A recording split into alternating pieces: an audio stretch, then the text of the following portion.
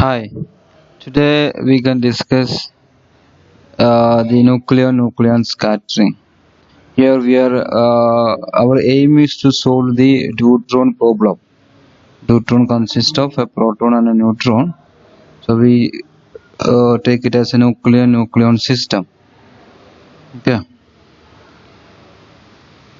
Uh, for writing notes, you can write from here. Although the study of the deuteron gives us a number of clues about the nucleon interaction, the total amount of information available is limited because there are no excited states. We can only study the dynamics of the nucleon interaction in the configuration of the deuteron L equal to 0, parallel spins, 2 FM separations. We can also study the nucleon interaction by performing nucleon scattering experiments, in which an incident beam of nucleons is scattered from a target of nucleons. If the target is a nucleus with many nucleons, then there will be several target nucleons within the range of the nuclear potential of the incident nucleons. In this case, the observed scattering of a single nucleon will include the complicated effects of multiple encounters, making it very difficult to extract the properties of the interaction between individual nucleons. We therefore select a target of hydrogen so that incident particles can scatter from the individual protons. Correct. So we are considering a hydrogen atom. Before we discuss the nuclear scattering problem, we consider an optical problem, that is the diffraction of waves at a small slit obstacle, because both have the same properties. The diffraction pattern produced by an obstacle is very similar to that produced by a slit of the same size.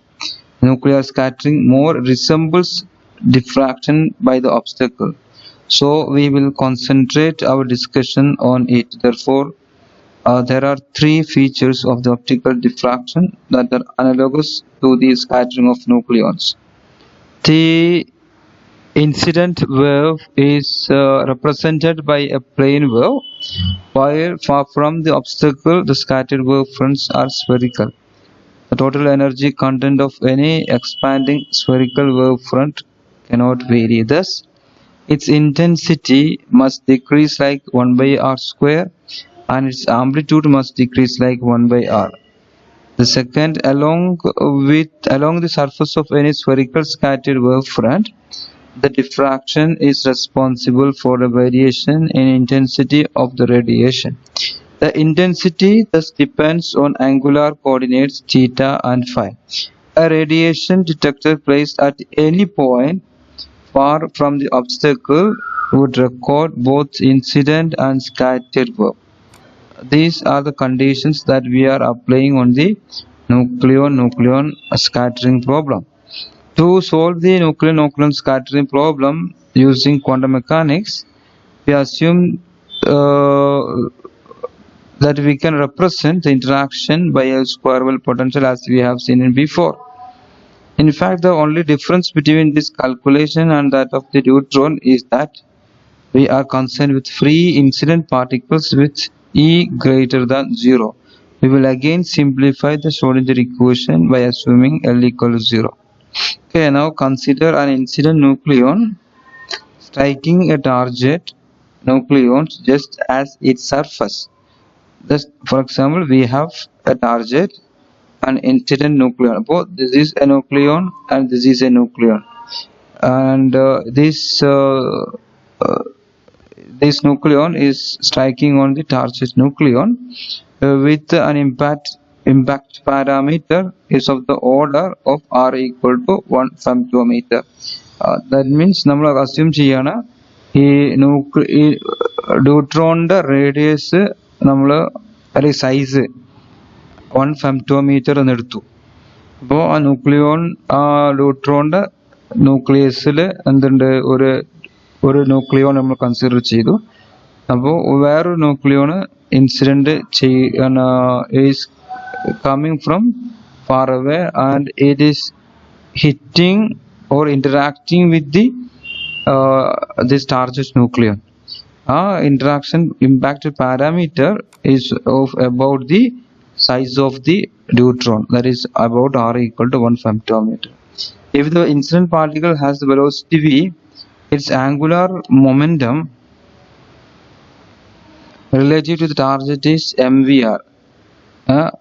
R is the size of the neutron. Okay, r cross p is the angular momentum, then we can write mvr. The relative angular momentum between the nucleons must be quantized in units of h because this is a quantum mechanical system, that is mvr equal to lh. It is quantized in semi-classical notation. If mvr less than h cross, then only l equal to 0 interactions are likely to occur. This is the condition. Thus velocity substitute here, velocity is very much less than h cross by mr.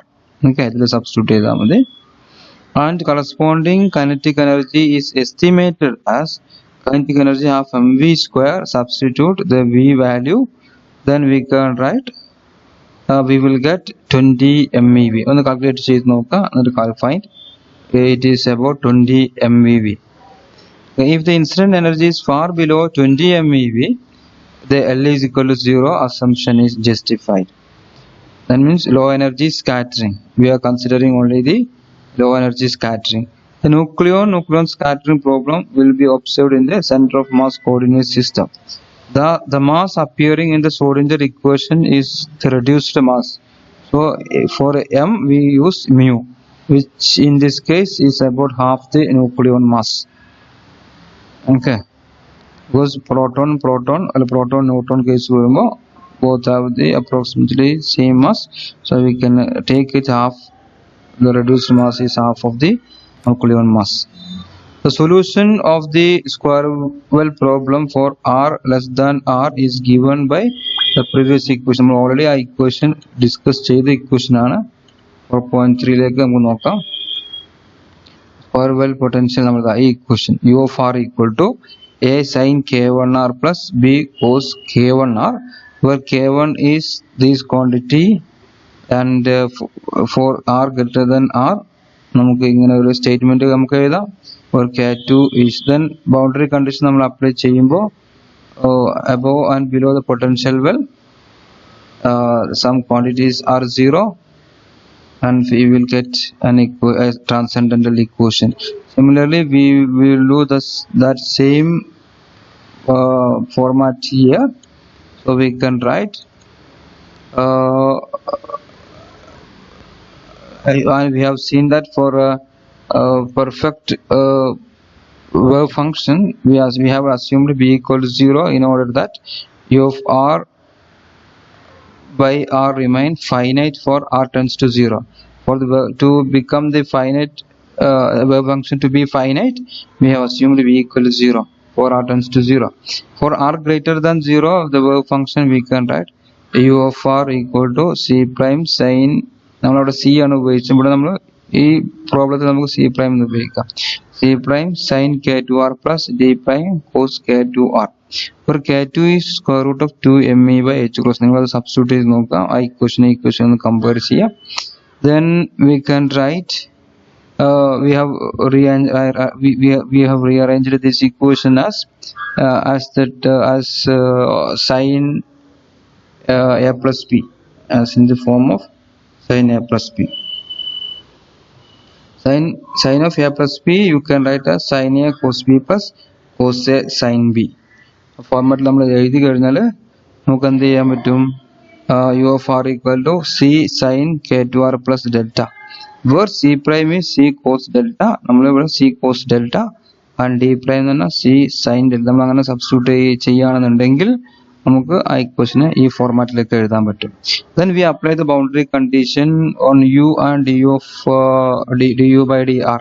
At r equal to capital letter R, we can write by comparing with the 4.3 equation, you can write C sin k2r plus delta equal to A sin k1r. ഈ ഇത് കിട്ടിയത് മനസ്സിലായില്ലെങ്കിൽ നിങ്ങൾ എന്നോട് ചോദിച്ചു കഴിഞ്ഞാൽ ഞാൻ പറഞ്ഞു തരാൻ പറ്റും കേട്ടോ.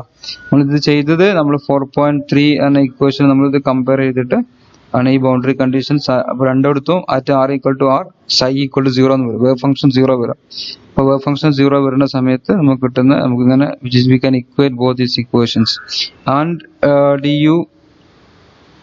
du by dr നമ്മൾ boundary condition R equal to R substitute ചെയ്ത് കഴിഞ്ഞാൽ നമുക്ക് അതുപോലെ തന്നെ k2c cos k2r plus delta എന്ന് എഴുതാം. നമ്മൾ 4.3 ഇക്വേഷനിൽ k1a cos k1r എന്ന് എഴുതാൻ പറ്റും. നമുക്ക് ഇക്വേറ്റ് ചെയ്യാൻ പറ്റും.